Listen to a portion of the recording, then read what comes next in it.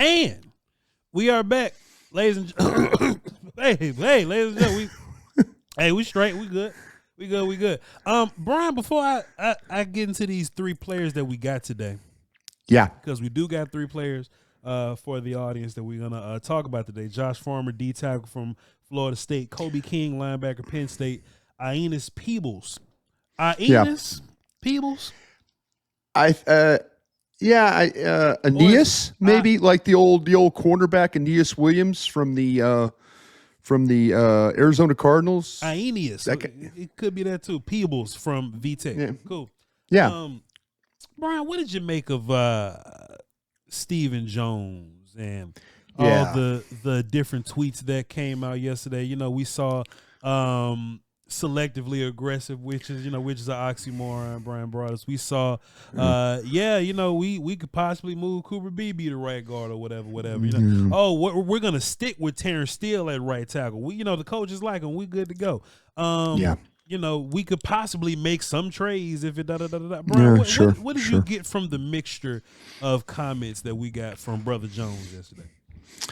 I think to me that anytime you asked the Joneses a question, you could get maybe the answer, maybe not the answer, maybe the answer, then not the answer. Maybe, it's Stephen is more guarded with conversation than Jerry is. And I mean that if you ask Jerry the right question, you could generally get a right answer of how he feels. Stephen is a little bit more difficult. And so the selectively aggressive bit, it kind of goes back to the all in, we can make t-shirts from this team with the sound bites that these guys have. I do feel like that the coaches have had an opportunity to sit down and watch the tape. They have an idea, going through the season and, how do these guys fit scheme wise? Are there things we can do? I could see why they like a Terrence Steele. Sure. Because of the things that we talk about with the outside lead stuff, the pin and pulls, run game things stuff. Like that. I could see down blocking. I could see why they like him. I see why they like him in zone, some zone stuff, because his ability to cut off, to reach, he does have the footwork necessary to do that. So I could see why he likes that. The movement of Cooper Beebe, that would probably have to come through the coaches, the line coaches sitting down and saying, listen, this guy, maybe the coach, who had him at Kansas State's like, guys, you took a year to play him at center and congratulations. He could actually be an all-pro guard if we just play him at guard, Sure. And so that's where I think that Stephen and Jerry are always going to comment on things that they hear or reply in a way that they hear from the coaches and the scouts. So you just got to kind of read into it the best you can. But it's never, it never is, I should say this. Sometimes it's what you want to hear. Other times it makes absolutely no sense. And I think Stephen has become a master of doing that. And that's what I take from yesterday is that the coaches like some of their guys. Are they going to have to upgrade some of the positions? Yeah, absolutely they are. And they know that. And I wonder how much these new coaches were going to be involved in the type of players that they do draft. I just go back to a time when Bill Parcells first came and, please forgive me, Voch, if I've said this before, but Parcells came in and he told the coaches to stay out of the room. He goes, no, I'm not bringing these coaches in this draft room. You guys can go work on other things. I'll work with the scouts here. I think Brian Schottenheimer would be smart to do that himself. And I think that in a way of like, listen, let me work with these scouts. We'll get the team. We'll get the right guys here. Let me just work with them. You guys stay out. And, you're trying to get to know coaches. They're trying to get to know you. This is a really critical time for the Dallas Cowboys. They don't have They don't have the latitude of having new coaches come in and say, well, we need this, this, this, this, and this. They really don't. They need to have a draft and a free agency period where, it is, it is focused on the players that they would like or the type of players, but they really need to trust the scouts here, and not do anything to get in the way of the scouts. Now, you've got a couple of guys that are college coaches and stuff that could probably help you pretty well with some, players, maybe some day 3 guys and stuff like that to kind of get a little bit closer background, a little bit better understanding. But I'm just taking all this from Stephen Jones, is that he and Jerry have talked to these new coaches and they kind of have an idea of what they need to do. Stephen Jones even said it himself, that they have to be better in free agency. And the one thing the Eagles proved to us is you have to be better in drafting, you have to be better in trading, and you have to be better in free agency. And they were better in all 3. And that's why their team is built the way it is. And I think Stephen Jones and Jerry Jones and Will McClay, should take a lesson from that. When Will McClay drafted Cooper Beebe last year, do you think that was a cover my ass for Zach Martin thing, or do you think that he was trying to get better than Brock Hoffman? Because now I think he was trying to get better than Brock Hoffman. Okay, I think he was trying to get better than Tyler Biadasz, to be honest with you. Yeah. And so he the Cooper Beebe, they will always tell you about position flexibility. And it's one of those words that I really appreciated, very early. And now I'm kind of like, I'm okay with it. And because to me, sometimes position flexibility means you're really not good at anything. Right. You're just kind of, if you're good at being guard, go play guard. But this position, he could play tackle, he could play guard, he could play center. There are several of those guys in this draft like that. And, I appreciate that. But sometimes when you say that word to me, it makes me like, it brings back Tyron Crawford's thoughts to me that you didn't play him at guard, or you didn't play him at end, you didn't play him at tackle. Byron Jones the same way. Was he a safety? Was he a corner? You just never really used him the right way.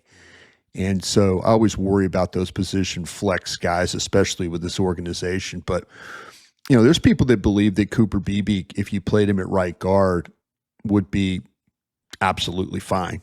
And that might be his best position. And I do wonder if the new line coach has come in and planted that seed in Stephen and Jerry's mind that, like, listen, if we can get another center, you've got potentially a Pro Bowl, All-Pro guard on your hands if you just would play him there. I feel that way because going into last season, Brock was the starting center, so to speak. So he was, yeah. If there was urgency from Will McClay that, hey, we got to get a guy, we traded a pick to get a third. Like, if there was urgency to get a better guy than Hoffman, I would imagine that that'll be the same kind of mindset. Now, I don't think that Hoffman is a terribly different dude than he was last year. He's the same kind of guy to me. So in my mind, we're either aggressively looking at center so that we have to move BB to guard, or we're just looking for a guard and we're leaving BB at center because we don't want Hoffman involved like that. Yeah, no, I totally agree with you. And, to me, the problem that I have is that, and you and I have done this exercise already, where are the centers? No sense. Where are the centers? And unless you're thinking about moving guys over in that position, if you're thinking about, that you're trying to go, okay, well, we need to be better. Like, we need to, maybe Bo would be a guy, then Zabel. There are guys that you could move from guard to potentially to play center. I know that people are really high on the Wilson kid from Georgia. I'm not particularly high, and I don't think you're particularly high on him. Yes, we've talked about Lampkin from North Carolina. He was a guard. Is he a center? But he's just really he tests the threshold of where you've. I think there was someone told me it was a player, Terry Long, and I remember from East Carolina way back in the day. Steelers had him, and they're absolutely right. He was under 6 foot. And but super strong, type of a guy. And I'm like, okay, they're right. That was the one guy. But yeah, this center group is not the kind where you're going to sit there and say, okay, at 44, we're going to take a center and then we're going to move, Cooper Beebe to guard. You could maybe take one of those 5th round picks and try and work it that way, but you might not be better than Brock Hoffman doing that. So I personally don't think, and I'm not trying to influence anybody here, but me personally, I think Brock Hoffman's like a 5 or 6 game guy.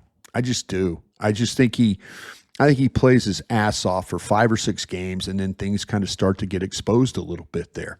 So I would try and upgrade the position, and whether that's if you want to use one of those picks at if you want to use the pick at 44, and say somebody like Booker's right there, Jackson from Ohio State, I would have no issue with that. Man, Brian, I got a chance to watch Josh Farmer, defensive tackle from Florida State, Aeneas Peebles, the D tackle from VTech, and Kobe King, the linebacker from Penn State. Which one of those guys you think I like the most? I think that you probably, I think you were probably on board with Peebles. I think that you probably liked King next. And then I think that you probably liked Farmer last. Man, Brian, you're getting better and better at this every single day, sir. You're just getting better and better. Farmer and Peebles are kind of similar. But sure. One's shorter though. It is one's right at like 6 foot and the other's a little bit bigger. But yeah, but you're right, the same type of guy. When I watch Peebles, I think Peebles has a better sense of how to use his hands, though, and I think that question that goes a long way with me. You actually see him. I think he's more of a disruptor, get upfield. I think he's going to be a really good pass rushy type guy. But you can really see him active with his hands, with punching guys or swiping down and doing all this kind of stuff. Right. I don't really see him as a stack it and sheddy kind of guy, but he could do it on accident a little bit if you just keep running at him. Brian, you remember Puna Ford a couple years ago coming out of Texas? Puna Ford, coming out of Texas. Yeah, absolutely. I think Cincinnati Bengals drafted him. And I remember being on the draft show when it happened, and I was excited. I was like, that's the guy that I wanted the Cowboys to pick. And I remember being excited for the Bengals for doing it. Love me some Puna Ford, man, but he went kind of later in the draft. I got all these guys in the fours, Bryan Broaddus. They own the fours on my board. But Peebles, I love him as an upfield disruptor kind of player. I was expecting them to use him more with like gap exchanges and stunts and all this kind of stuff. I didn't see him do it a ton, but I was expecting more. They line him up at 3 and 5 sometimes, and that's cool to me too. But what really put him over Farmer for me was his hands, Brian. So that means to me that he's ready to go as a pass rush helper right now, as a young guy coming straight out of boom and just doing that. And I think he had a pretty good bowl situation. I went back to go watch some of that stuff, and I think he know what I'm saying, was right. And that's where he wins. That's his lane, like getting upfield quick, How much does he weigh? I don't know how much he weighs though, Brian. I think he was in that. I think we got him at 290. I think it was 297. Hold on one second here. I'm going to pull that. Farmer was yesterday. I told you he was 6'3", 318. Okay. And then Peebles, 6 foot 289 is what the weight was. What we have for him. You could tell because on them double teams, he was moving sideways a little bit. They'll get him up out of there. Yeah. So he'll probably have to put on some weight to be a adequate rundown guy. But that's what the league does. They put weight on people. But as of right now, put him out there on third downs and let him help you out a little bit. But fan of Peebles. Go ahead, Brian. Yeah, no, and right off the jump this morning, agreeing with you. I have both players in the 4th round. I actually have Peebles over Farmer. Yeah. Matter of fact, they're stacked that way on my board: Peebles, Farmer, and then we go down that list. But with Peebles, 6 foot 289. I felt like he played a little bit bigger than his weight. Sure. But, man, his first step quickness was really impressive, the way he's coming off the ball, the penetrations, disruptive. I think he plays pretty low to the ground, and blockers kind of have a difficult time dealing with him when he plays that way. You could see him. I was watching, Vanderbilt, Rutgers was a couple of games that I had, and I was just watching these blockers just have problems with him when he was coming off the ball. He was just they couldn't get underneath him, and maybe it is the low center of gravity that he's dealing with right now. But high motor, high effort player. I really did the hand usage, as you mentioned, I think is absolutely spot on. He's got great technique, I think, for the position. He'll fight his way through blocks. And he puts these blockers in some awkward positions in order to have to deal with him. I think the diagnose was quick. When he sees it, he's gone. He is not the tallest guy. I've mentioned that for the position. But he'll fight some of those blocks you talked about. You're right about the double team blocks. I mean, that could be a little bit of a problem for him. But his quickness and his power is impressive. And he'll knock some opponents around consistently with that. But I think he needs to play in a scheme where he could just attack the gap and get up the field. If he has to play a 2-gap system, if it's read, react, that kind of thing, no. He is just get up the field. I think you could play this guy in a rotational system and you would play to his strength that way. But his lack of height, I think, was really one of the only issues that I had with his game. But I do see this guy as a 4th-round player, and I do like the hand use, as you mentioned. I do like the penetration ability. I do like the pass rush from the position. So he might be a guy that someone likes. They're gonna look at that height and they're gonna say, not for everybody. But how disruptive he is and how he plays with technique, I think, is pretty impressive.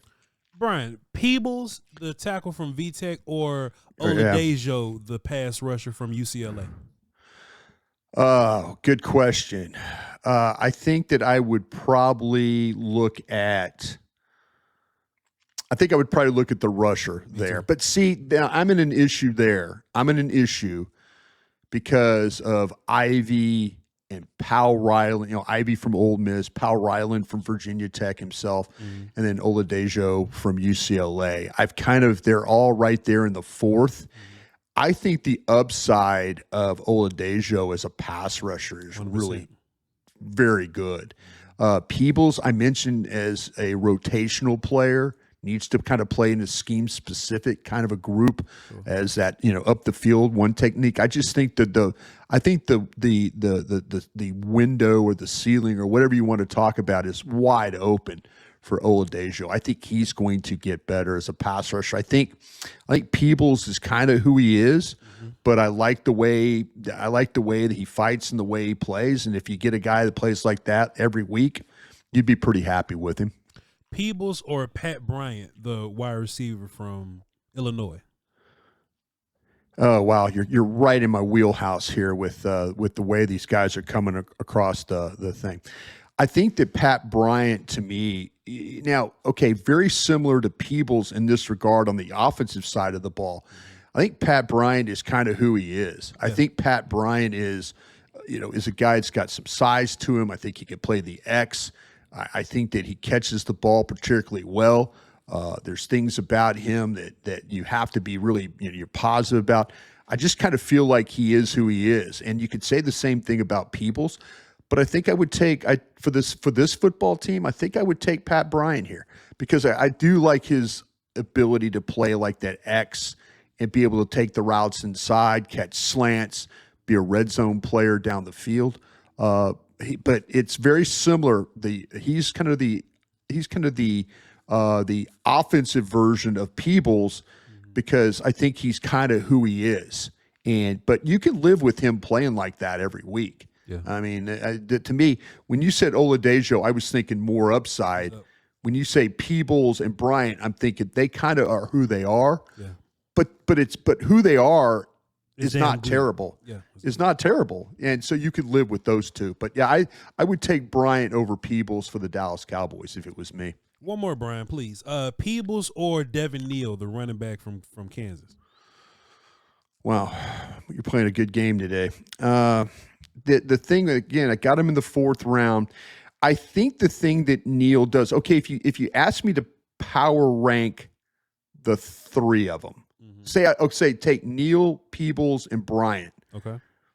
I would probably go for the Cowboys. I would probably go Neal, Bryant, and Peebles is probably how I would rank it. Okay. My stack would look like it would be Neal and again Bryant, Peebles. That would be my stack coming down the board. I don't know. How would you look at it? I like Neal a lot. I'd like Neal for, but I got him in that mix, with Neal and Hunter. I know you like Giddings more than me, and you'll probably end up being around right on that, as we look at all this. Yeah. But I would take Neal, Bryant, and Peebles is how I would do that stack. I would take. How do you feel about that? Yeah. Bryant, Neal, and Peebles for me. So Peebles for me and you is about a 147. About a 147, right, 147. Right in there. Yeah. Good exercise. Man, Brian, you wasn't wrong about Kobe King, man.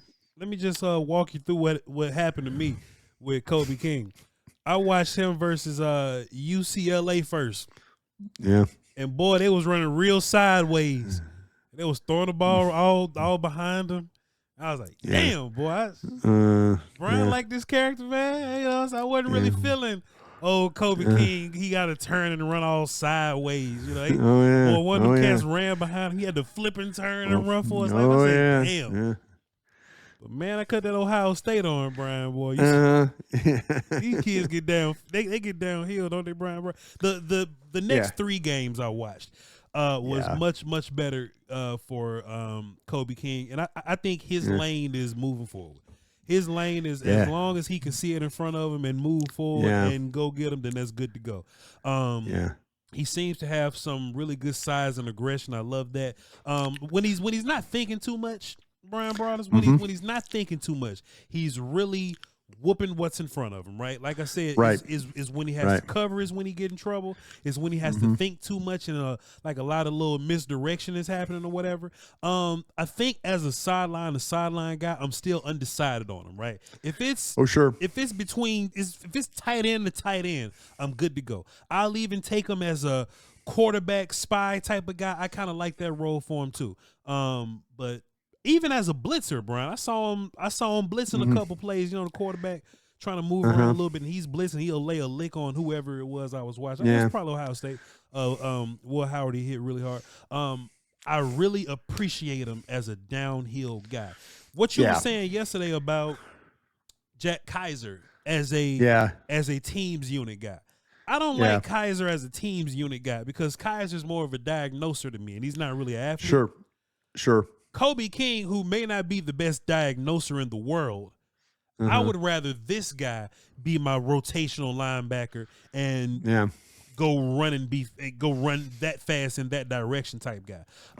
So I think the team's coaches are going to be looking for guys like that. I fully expect the Cowboys to be drafting linebacker, if not early, but definitely late, just to kind of build those kind of guys. But I like Kobe King, man, as a downhill. I'm an overshown, but I can't cover guy. You know what I'm saying? And he's not as athletic either, I feel good about myself because you saw him the way I saw him, and that makes me feel good but this guy he's a physical run defender. And I said this, he's a little bit of a throwback from the days gone by with linebackers. I think he could have played in a much earlier era. When I started scouting in 1992, I think the run defender part is really good. The stocky, the hand power. He does a great job of stacking up blocks. The physical strike is impressive. The way he takes on blockers, he could separate and he can work to the ball. He tackles with some force. I said, like you did, he's not the best athlete, and you see it when it comes to playing coverage. He is best when he can blitz and not play in coverage.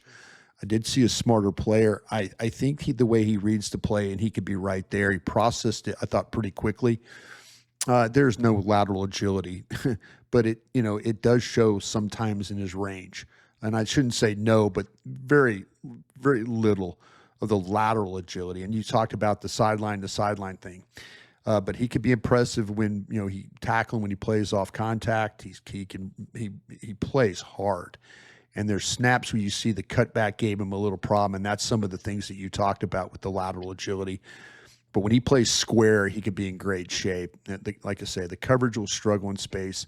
You see receivers take advantage of that, and right now he's really kind of a 2-down player, but those 2 downs are going to be very physical. And so he does have a twin brother that plays for the Packers. Kalen King. So, he comes from a little bit of a football family in that regard. And I've got these guys like in the fourth round. I got like these throwback linebackers, these guys with some size and pop, like King and Paul and Knight.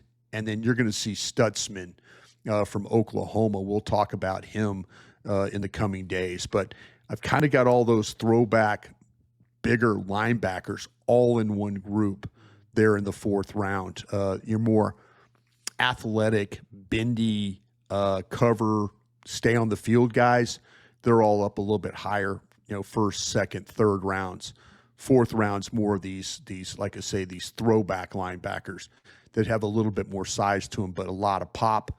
But, you could play with those guys. You mentioned teams and things like that, or these guys could fill in. I mean, like I say, the physicality that King plays with, I thought was pretty impressive. Josh Farmer's another really good athlete, though, Brian. I'm just shocked by these big old good moving fellas. You know what I mean?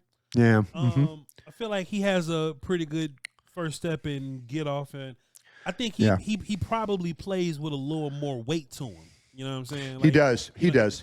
You're right about that. Yeah. And it's because he has a little more weight, so that's cool. He does. Yeah. I think he's going to measure out as a more lengthy player also. Like, he's going to have some arm length that some team is going to look at and go, all right, I can use that. He don't use it at all, Brian. He is a throw my shoulder into you and run forward guy. And Brian, I had to fight because it's two things that, you know what I mean? I don't really fool with the run down the middle of you guy. And if you're going to run down the middle of somebody without your hands, just shoulder first, that's two bad habits off the rip that I have a problem with. Sure. Coaching matters though. Coaching and that's something that I'm getting better with over time, right? But he's going to be my developmental guy. But what I like about him though is even though you have to fix him, he whoops really well without his hands. So that makes me feel a little better. Like he does a decent job penetrating and getting upfield without having to strike and punch people. So that makes me feel like, okay, if you teach him at least how to strike and punch people, then he may be a third round type of guy. You know what I'm saying? But sure. I could tell that he's powerful. He's just not using it the right way. I can tell that he's probably got some good run defender in him. You know what I'm saying? Because there's some good strength in his lower and his upper body. He's not using it all the way, and that gives me a little bit of hope. I just simply can't put him over the dude that's using his hands right now. You know what I'm saying? You're right, and I see it the same way. I don't think that Farmer, even though his sack numbers got better every year he was at Florida State, that's what gave me hope about the player. You're right about the hands. The thing that's kind of that bothered me a little bit about him though was he gets sacks and pressure without a plan. And then the plan, you talk about hands and having a plan, and you're like, man, is he just naturally, and coaching does matter. Coaching does matter here. And are you improving every year? I think this guy does. I think he's got the size. Yeah.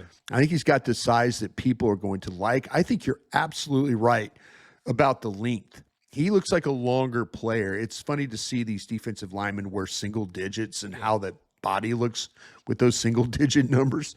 But he's just going to need some development, as you mentioned. But man, the power's there, the penetration stuff is there, and the sack numbers, as I say, improved each year at Florida State without a plan and without really having great technique. Somebody might get a hold of this kid and make him really a good defensive tackle in the league because of the traits that we talked about. Brian, if Dallas doesn't take a tackle early, and that's a 1 or a 3, just a tackle early, you at least feel better about us getting one late because the list just keeps going with these guys. It does, and I really appreciate you giving us homework assignments every night because there's some guys that honestly that deserve to be talked about when we were first starting their shows about the draft coverage. And it does give me some encouragement that there will be some depth at the position. You and I just did an exercise using what do we use? We used a linebacker. We used a running back. Yep. We used a wide receiver. When you can do an exercise where there's questions about the various positions and there's not this just void or gap between, and you're like, man, I would be comfortable taking that wide receiver. I'd be comfortable taking that tackle. I'd be comfortable taking that linebacker. That gives me a little bit more hope that when we sit down in those 3 days, you and I are working together and talking about this, and I always say this when Kyle Yeomans goes, Voch, who's your best player on your board? And you rattle off Peebles, Neal, and our guy out there at Illinois, and what I'm saying? When you're able to rattle off those guys, that gives me a little bit of hope that like, oh, wow, this thing isn't completely just falling apart here, in the round. And maybe some of these guys do last until the 5th round picks, unless Dallas finds a way to recoup, at 4. We're going to be, man, there's going to be a lot of pretty good players, I think, kind of coming off the board while that's all going on. Fantastic job working today, Bryan Broaddus. I appreciate you, sir. We got one in. Thank you, sir. I can see the sun shining in on your How about that? So. Yeah, I was baseballing yesterday, man. I was baseball guy yesterday. Miserable as hell, boy. It's all good. I was watching the Kansas City Royals play the Oakland A's right in front of me while I was doing radio, and I was talking about the draft and 5 desperate teams and all that in the draft. By the way, your Dallas Cowboys, according to Pro Football Focus, one of the 5 desperate teams in the draft. Oh. Cleveland Browns were number 1 desperate team. You were number 4 desperate team. Well, that's what happens when you don't go and get help in free agency and trades. You lean on your damn draft. So you become a desperate team, don't you? You become a desperate team. Man, Bryan, we got 3 more players to watch tomorrow, man. You ready, man? Yeah, absolutely. I'm really excited about. I've got a. Who is the 3rd one? Do we going to go? Is it? People have been asking me about Cody Simon. Is that one of my guys for tomorrow? So let's get ready. Watch this. This is what we're going to do. We're going to watch 3 tomorrow, and we're going to do 3 Friday. Okay. Got him. Yeah. Linebacker Danny Stutzman from Oklahoma.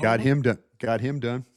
Linebacker, because you wanted to really knock these linebackers out. Cody Simon from Ohio State. That'd be great. A lot of people in the chat with us as I go through, and thank you folks who are always commenting. A lot of folks were asking me about Cody Simon, linebacker from Ohio State. So it'd be nice to talk about him. And one of Dane Brugler's guys on his top 100, right next to Wilson from Georgia, the center that we don't like, Jacob Parrish, the corner from Kansas State. Watched him. Yeah. Okay. Interesting. So when Dane Brugler puts out a top 100, when PFF updates their top 3,000 or whatever, me and Bryan make some adjustments and we try to see what they looking at, why they changing on the board. Why y'all it was funny. Somebody in the comments, and I thank you again for the comments as I always say, but somebody goes, I don't trust Voch and Broaddus. I trust Dane Brugler. And I had to remind him, I'm like, I trust Dane too. And that's why I put him on the draft show. He's from your tree, of course. He's from. I mean, I think I identified Dane Brugler as a guy that could do this pretty well one day. So what the hell? But hey, no. In all seriousness, thank you folks for always coming, and thank you for subscribing and checking us out. We got big things in the plans for our future, and we're excited to bring you guys along as we do it. So y'all write those names down now. Stutzman, Parrish, and Simon. We're gonna talk about them tomorrow, and we got 3 more Friday. I'm liking this format that we're doing, but so we'll see how it go move forward. We might be at 300 players. Go ahead, please. Real quick here. Have fun on the draft show today. Yeah. And you know what? I hope Aisha Morrison just beats the hell out of you today. This ain't my first rodeo with her, so it's all good. I hope she challenges you. I hope she challenges you today. Well, that'll be a very invigorating episode of Draft Show. Then, yeah, it should be. And hey, thank you guys for doing it, man. I hate to be here in Arizona right now, but I mean, I can't wait to watch the episode. I really can't. See, I don't know about the last few generations of your draft kids or whatever, but me being the youngest, I'm on their ass, Bryan. I don't mess around here. So you and Aisha are my 2 youngest draft kids. So, but I love you guys as much as I love my old draft kids, who I want to smack around next time I see him. Jeff Kavanaugh, I swear I'm going to get him one day. Bryan Broaddus got 2 black kids. All right, y'all. So, hey, I love y'all to pieces. I'm going to run to the draft show right now. So y'all be sure to run over there and tap in with that. And we'll catch y'all tomorrow. Love y'all 2 pieces. Crown.